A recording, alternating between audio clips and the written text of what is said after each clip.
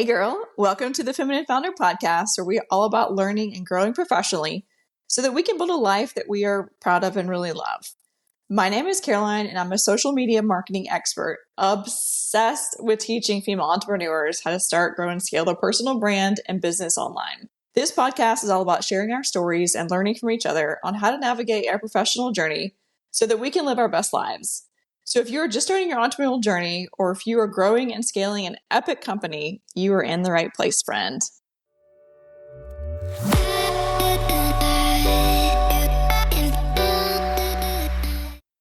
All right. I had a couple of requests from you guys about solo shorty topics that you wanted me to pop off about. And I'm going to get really sassy about this one because I feel like very passionate about this topic because I used to be a headhunter and I was very good at it. And I felt like I cracked the code of exactly how to find top talent. And one of you actually requested that I come on here and talk about how to find the best talent in the workforce. Okay. So for those of you listening, I used to be a headhunter. I did that for 15 years. I started doing it in 2010, and literally the economy was in full-on recession mode. So I took a job. I went into the recruiter's office. I had no clue what a recruiter was, a headhunter, staffing. I had literally no clue. And I previously was doing fundraising. And so I went from asking for people's money to employment. Okay. So I went into the recruiting staffing agency's office and they said, why don't you come work for us? So I said, okay, great. I had no clue what I was doing. I had no clue about any of it. And I thought it'd be great because I could actually help people get jobs and help business owners solve their staffing and recruiting issues by helping them find top talent. So great in concept, right? But actually really, really hard to do, which is why the industry is a $200 billion with a B dollar industry because it's such a problem. Recruiting and hiring it, that is. So it's 2010. I'm getting on the phone, calling on these business owners, HR managers, direct managers, and wanting to talk about their hiring and recruiting needs. And friendly reminder, but the economy in the United States was in full-on recession mode in 2010. So when I would call these business owners, HR managers, they would literally hang up the phone on me, cuss me out. Anything you could imagine as far as like a negative or terrible phone call, I literally had. So I was seriously considering my life choices and thinking, oh my gosh, what the hell am I doing?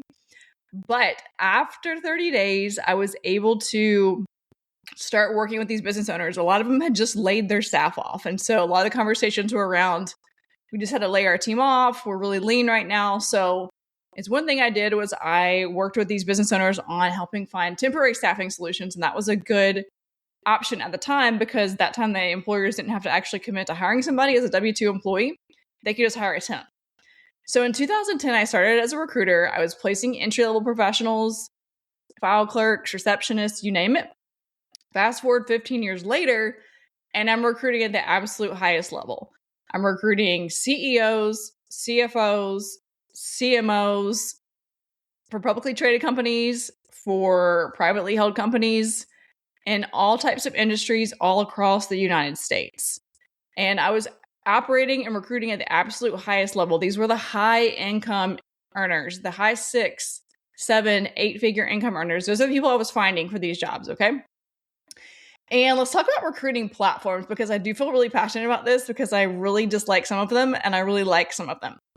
So when I first started in recruiting, Career Builder, Monster were good places to find candidates. Fast forward now, no good candidates on those platforms.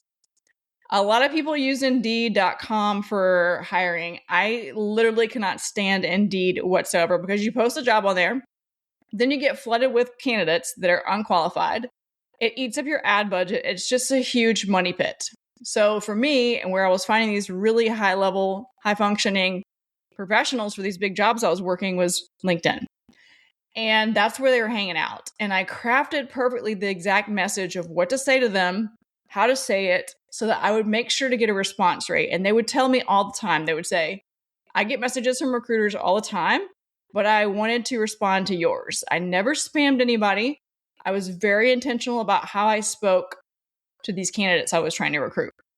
And here are some things that made me really good at my headhunting job. I always paid attention to the energy of the candidate. Okay. I don't care if I was placing somebody that was making $10 an hour or if I was placing someone that was making $1 million a year. I always paid attention to their energy and how they interacted with me. So what I was looking for was interest, high response rate, sense of urgency. All of those things mattered to me, and professionalism, that all mattered. Enthusiasm mattered.